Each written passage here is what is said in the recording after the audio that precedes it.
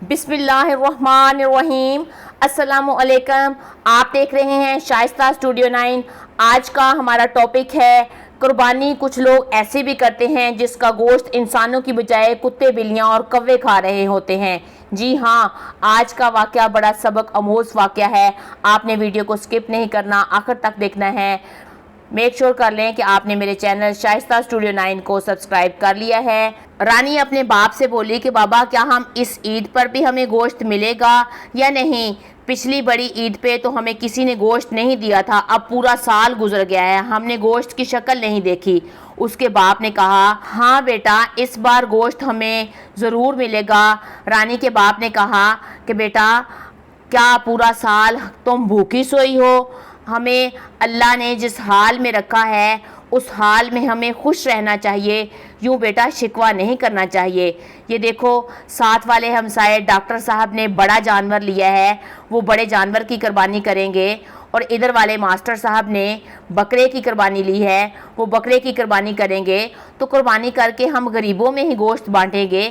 اس بار ضرور بیٹا گوشت آئے گا، کیونکہ بیٹا امیر لوگ تو سارا سال گوشت کھاتے ہی رہتے ہیں، یہ قربانی کر کے ہم غریبوں میں ہی بانٹیں گے، غریبوں کا حصہ جو ہوتا ہے وہ نکالیں گے، اس لیے ہمیں گوشت ضرور آئے گا۔ آج عید کا دن تھا اور عید کی نماز میں خطبے کے دوران مولوی صاحب بتا رہے تھے کہ قربانی میں غریبوں مسکینوں کا حصہ ہوتا ہے اور ان کو، غریبوں اور مسکینوں کو، لوگوں کو بھولنا نہیں چاہیے۔ رانی کے بابا بھی عید کی نماز پڑھ کر گھر واپس آئے اور چند گھنٹوں کے تک انتظار کرتے رہے، کوئی بھی گوشت ان کے گھر نہیں دے کے گیا۔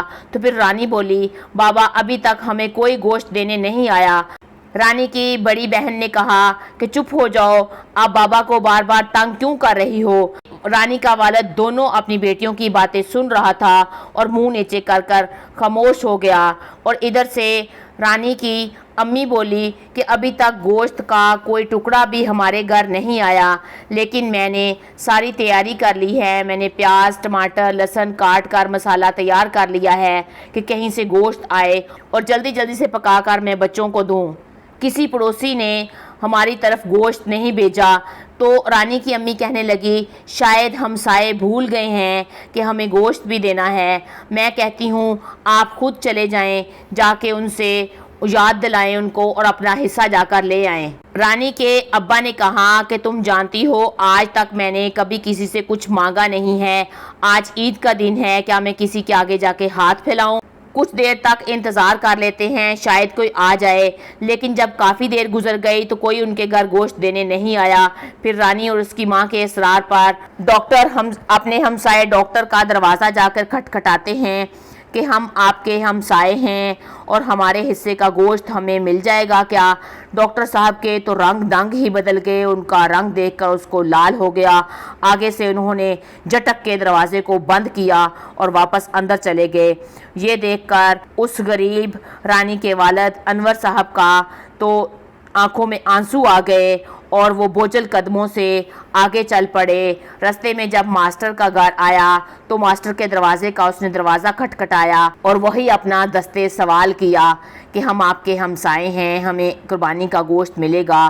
ماسٹر نے اس رانی کے والد کی طرف عجیب نظروں سے دیکھا، پھر اندر چلا گیا اور اندر سے ایک شاپر گوشت کا لے کر انور صاحب کو پکڑا کر جلدی سے واپس مڑ گیا۔ انور صاحب کے دل میں آیا کہ جیسے میں نے کوئی جرم کر دیا ہے یا ان کی کوئی چیز چرا لی ہے، اتنی جلدی سے چٹک کر دروازہ بند کر کے چلے گئے ہیں۔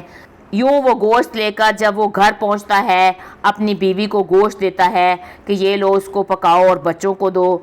بیوی جب گوشت کو نکالتی ہے اور کہتی ہے کہ اس میں ساری ہڈیاں اور چربی ہی ہے، بوٹی نام کی تو کوئی چیز ہی نہیں۔ یہ دیکھ کر رانی کے والد کی آنکھوں میں آنسو آ جاتے ہیں اور وہ پھوٹ پھوٹ کر رونے لگتا ہے اور وہ یوں پریشان ہو کر اٹھ کر کمرے میں چلے جاتا ہے۔ اس کی بیوی اس کے پیچھے جاتی ہے، کہتی ہے کہ آپ پریشان نہیں ہوں، میں چٹنی بنا لیتی ہوں اور چٹنی کے ساتھ ہم کھانا کھا لیں گے۔ اور اتنے میں رانی بھی اندر آ جاتی ہے، کہتی بابا میرے تو پیٹ میں درد ہو رہی ہے، مجھے تو گوشت کھانا ہی نہیں ہے، آپ پریشان کیوں ہو رہے ہیں، آپ رو کیوں رہے ہیں؟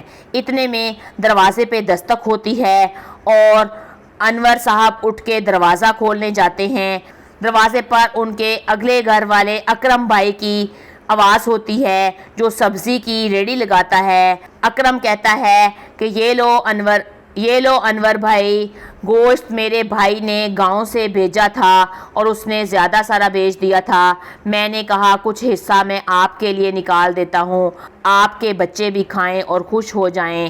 وہ 3-4 کلو گوشت دے کر جاتا ہے اور یوں وہ انور گوشت لے کر گھر آتا ہے، پکاتے ہیں اور گوشت بچے شوق سے کھاتے ہیں۔ اتنے میں آندھی اور بارش آ جاتی ہے۔ جب آندھی اور بارش آتی ہے تو بجلی والوں کو تو بہانا چاہیے ہوتا ہے، بجلی بند ہو جاتی ہے، بجلی سارا دن نہیں آتی، اگلے دن بھی نہیں آتی۔ جب پتہ کیا جاتا ہے تو اس محلے کا ٹرانسفارم سر جاتا ہے، جس کی وجہ سے 3 دن تک بجلی نہیں آتی۔ 3 دن بعد رانی اور اس کا باپ انور صاحب گھر سے باہر کہیں جا رہے تھے تو انہوں نے دیکھا کہ ڈاکٹر صاحب اور ماسٹر صاحب جو ہیں گوشت کے شاپر بھرے ہوئے کوڑے کے ڈھیر پر پھینک رہے ہیں، کیونکہ 2 دن تک بجلی نہیں آئی تھی۔ بجلی نہ آنے کی وجہ سے ان کا گوشت سارا خراب ہو گیا تھا۔ جب انہوں نے گوشت کوڑے کے ڈھیر پر پھینکا تو اس گوشت پر کتے، بلیاں اور کوے جپٹ کر اس کو کھانے لگے۔ یہ دیکھ کر ماسٹر صاحب اور ڈاکٹر صاحب کے سامنے رانی اور اس کے والد بھی کھڑے ہوئے تھے، تو رانی نے کہا، بابا ان لوگوں نے کس لیے قربانی کی تھی؟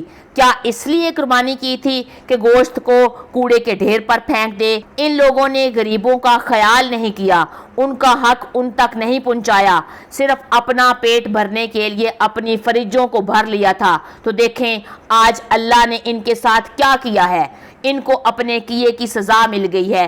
وہ گوشت ان کے کھانے کے نصیب بھی نہیں ہوا، آج کوڑے کے ڈھیر پر پھینکنے آئے ہیں۔ رانی کی یہ باتیں سن کر ماسٹر صاحب اور ڈاکٹر صاحب کی نظریں نیچے جھک گئیں، ان کے پاس بولنے کے لیے اور اس کو جواب دینے کے لیے کچھ بھی نہیں تھا۔ پھر رانی کے والد نے کہا کہ ایسے لوگوں کی قربانی رائیگاں جاتی ہے جو حقداروں کو اس کا حق نہیں دیتے۔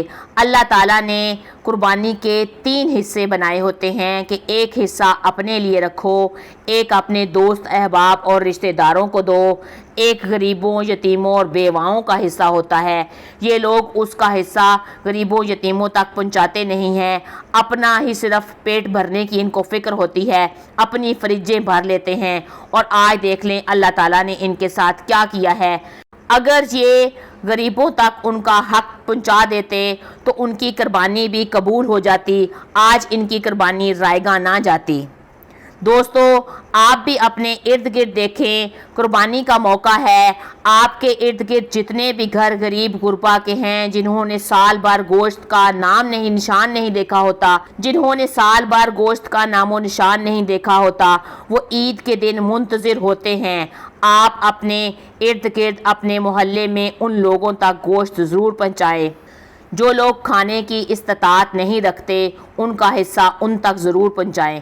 لوگ کیا کرتے ہیں کہ ایک بڑے جانور کی قربانی کرتے ہیں اور ایک بکرا لے لیتے ہیں، بکرے کی قربانی کر کے اس سے فریج اپنی بھر لیتے ہیں کہ ہم 2 مہینے تک کھائیں گے، اور بڑے جانور کی قربانی کر کے اس کو بانٹ دیتے ہیں۔ یہ بھی طریقہ غلط ہے۔ آپ جون سا بھی جانور کر رہے ہیں اس جانور کے 3 حصے بنائیں، بے شک آپ بڑا جانور کے حصے کی قربانی کی ہے آپ نے یا بکرے کی قربانی کی ہے، اس کو 3 حصوں میں ڈیوائیڈ کریں جو میں آپ کو پہلے اوپر بتا چکی ہوں، اور قربانی آپ کی اس طرح سے قبول ہوگی۔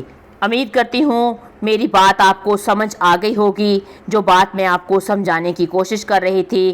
جس نے بھی قربانی کی ہے اگر قربانی کو اس طرح سے 3 حصوں میں کرے گا تو اس کی قربانی قبول ہوگی، ورنہ پھر آپ خود سمجھدار ہیں۔